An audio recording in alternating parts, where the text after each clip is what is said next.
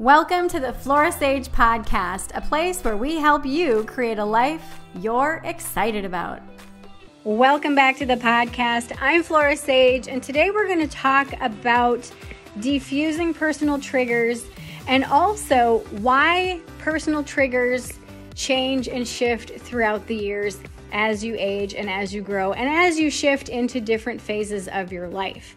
So a personal trigger is any hot button that someone can push, whether consciously or unconsciously, that cause you to go into reactionary mode instead of responsitory mode. So reactionary mode is just that knee-jerk reaction. This is your brain processing something in automatic mode. So how does your brain do that? How does your brain create a trigger? So let's just say that you're a small child and you're playing with one of your friends and you take a toy from one of your friends and one of your friends smacks you across the face in retaliation for you taking their toy. Well, you feel sad, hurt, and confused. Maybe you start crying. You're like, what the crap? This sucks. I just wanted to play with the toy and whatever. So anyway, when your friend hit you across the face because you took their toy, the hit across the face, the sensation of the hand up against the cheek was the trigger that started that big truck driving across a meadow that creates a synapsis in the brain or a neural pathway in your brain. Now, that truck goes and starts from that starting point of the hand on the face and then drives to the destination of hurt, sad, and confused. So that synapsis starts with the hand on the face and ends at the emotion and the feeling of hurt, sad, and confused. So that truck drove across that meadow, aka those triggers, and that endpoint of the synapsis in the brain created that single pathway that's a light, faint track on that meadow. Now, let's just say that you're in your teenage years and you're talking with someone, it ends up escalating into a big argument, and you get smacked across the face. Now, I do not condone violence. This is just for educational purposes. So you get smacked across the face. Instantly, you feel hurt, sad, and confused simply because your brain is like, oh, wait a minute. I remember this sensation of a hand touching the face in a smacking motion. So again, that neural pathway fires, or that truck starts up, drives across that meadow and on that same path and lands on hurt, sad, and confused. So that reinforces that neural pathway or that synapsis in your brain that triggers the emotion of hurt, sad, and confused. So years later, you're in college, you're hiking with some friends. All of a sudden, you're not paying attention. All of a sudden, you get smacked across the face from a branch. Instantly, you feel hurt, sad, and confused. Maybe you lash out at the person in front of you. They're confused. They're like, wait a minute, what's going on here? I didn't do anything. I was hiking and I moved a branch out of the way. You walked into the branch. You need to pay attention. And now all of a sudden you're like, why do I feel hurt, sad, and confused and all these emotions when they're completely out of place? Well, what happened is, again, your brain and your body felt the sensation of something smacking across your face. Your brain goes, ooh, I got it, and automatically fired that synapsis to that neural pathway of hurt, sad, and confused. This is how triggers can happen. They happen automatically through repetition. Now, sometimes our triggers seemingly come out of nowhere. We could feel jealous. We could feel fear that somebody's going to abandon us. We could feel suffocated or smothered. So there's all different types of triggers that we get. And typically they come from either abandonment or the fear of engulfment. Now there's a fabulous book called How to Be an Adult by David Rico. I'll put it in the show notes.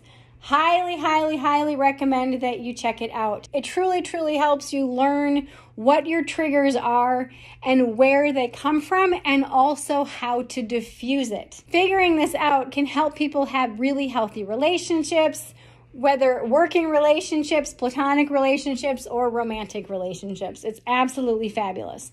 Now, this doesn't just work for that. It also works for figuring out what is triggering anxiety, or what is triggering depression, or what is triggering binge eating, or what is triggering anxiousness, or whatever else. And so when you start to identify these triggers, and you start to identify why these triggers happen, and you start to diffuse them, then you can get on with your life in a really empowered way.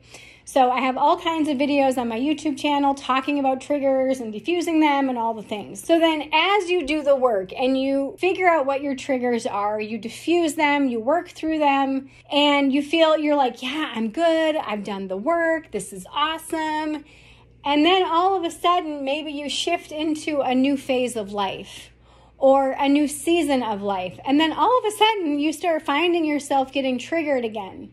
And then triggered again and triggered again. And you're like, holy hell, I thought I fixed this. I thought I worked on all my triggers. Like, what is going on? Well, what happened is you are in a new phase. As we shift phases of our life, this is one of the things I talk about for the 1 degree shift, knowing the phase of life you're in.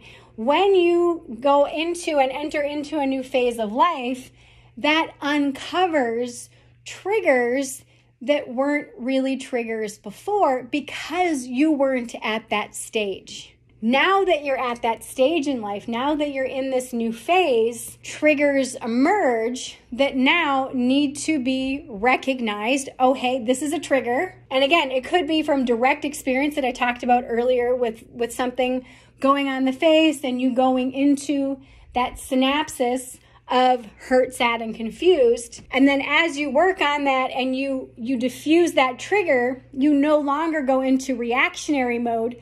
Then you go into responsitory mode where you can respond accordingly to that specific trigger or to that specific external stimulus instead of reactionary and having it not be the appropriate response. Because when triggers happen, what we typically do is we superimpose the past onto the present and assume it's exactly how it was before. Well, again, sometimes these triggers can be from direct experience, as I shared before, or it could be thought patterns that keep being repeated, whether it's through observation, like seeing or watching someone go through a specific experience, and then all of a sudden we find ourselves in that experience, and because we've seen it and watched it over and over and over again, we create those same synapses in our brain. So when we're in a similar space, all of a sudden that triggers and we're like,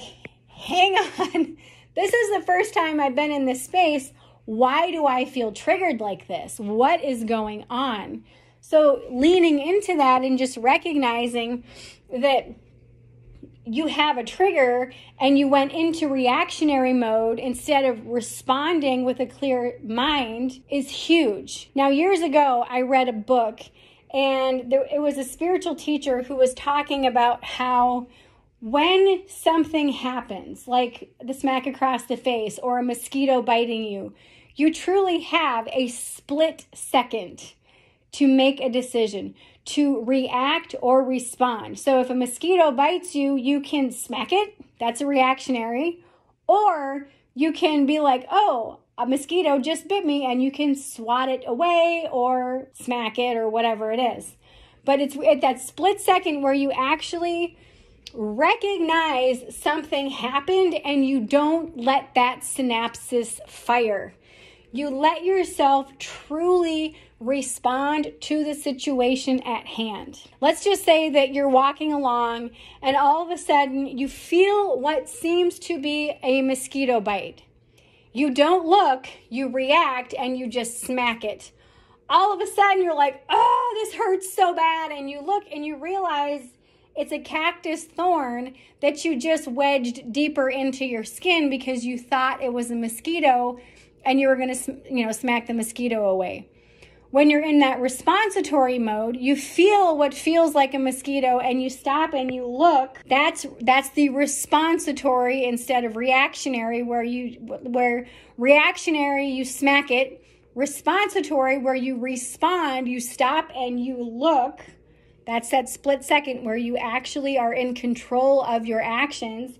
You see that there's a thorn in you, and you very calmly pull it out. So recognizing things that trigger you, those things that make you fly off the handle, those things that put you into that reactionary mode where you just react, and then you're like, shit, why did I do that? Why did I say that? Why did I feel this way? Yada, yada. Recognize that and remind yourself that you have that split second to make a decision, to do something different, to rewire those synapses in your brain so that you can choose to respond to life instead of react to life. So again, triggers are one of those things that teach us so much about ourselves, so much about the awareness that we have, and also show us what work we still need to do. And this is a perfect example of clearing out the clutter emotionally, spiritually, and mentally. When you allow yourself to recognize those triggers, whether it's,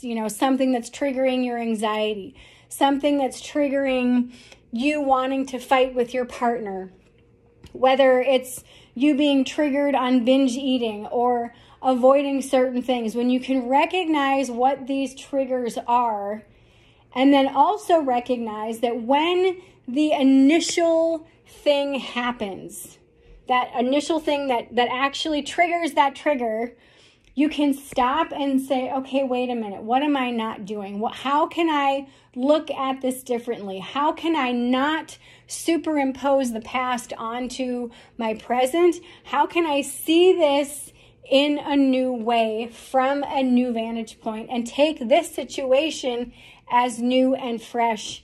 And then, because you have stopped and you're saying, okay, now that I recognize that this situation is triggering me, what do I want to feel? How do I want to respond? How do I want to view this and think about this? There's a fabulous book called Choice Theory, and it talks about how we choose our emotions and we choose our responses to things. When I first read that, I thought it was a bunch of bullshit.